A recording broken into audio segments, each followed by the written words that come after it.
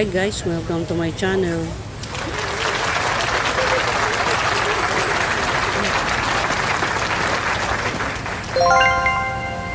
Hi guys, for today video, tatry po natin yung canopy walk at saka spider walk. So dito po, kailangan po ng orientation. May susulat nyo po yung pangalan nyo, saka address nyo. So, i-orient po kayo kung paano yung paglakad sa paghawak dun sa mga lalakaran nyo para po safe tayo.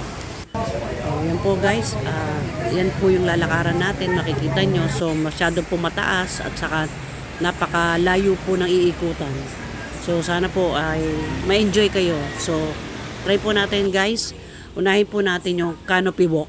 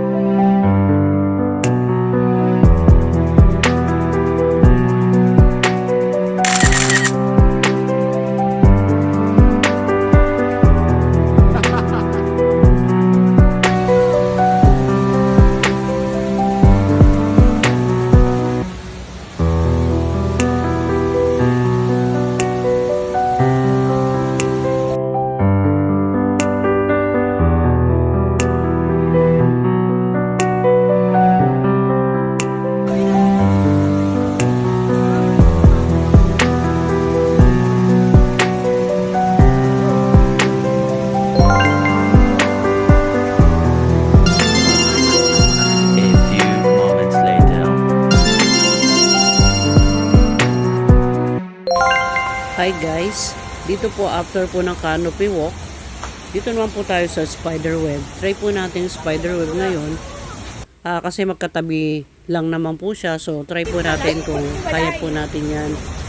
Dito po kasi wala kang hahawakan, so hindi ka pwedeng pumunta sa gilid, dapat sa gitna ka lang kasi doon po sa pinakatabi, bangin na po talaga yung babaksakan nyo. So yung pinaka protection nyo po, yung pinakatali, kailangang hawakan nyo. So basta magstay lang po kayo sa gitna.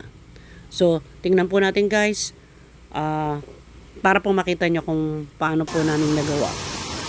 O yun guys, medyo nakakatakot po kasi medyo malambot siya, so pwede po kayong gumulong. So dahil po dun sa tali nyo, medyo may protection po kayo na hindi kayo basta bumuhay. So pinaupo po kami doon para sa picture, so hindi na po namin na-try. So kasi baka hindi ko na po kaya kasi medyo mahirap pong umupo, parang malambot po yung tinatadyakan, baka hindi na po ako makatayo.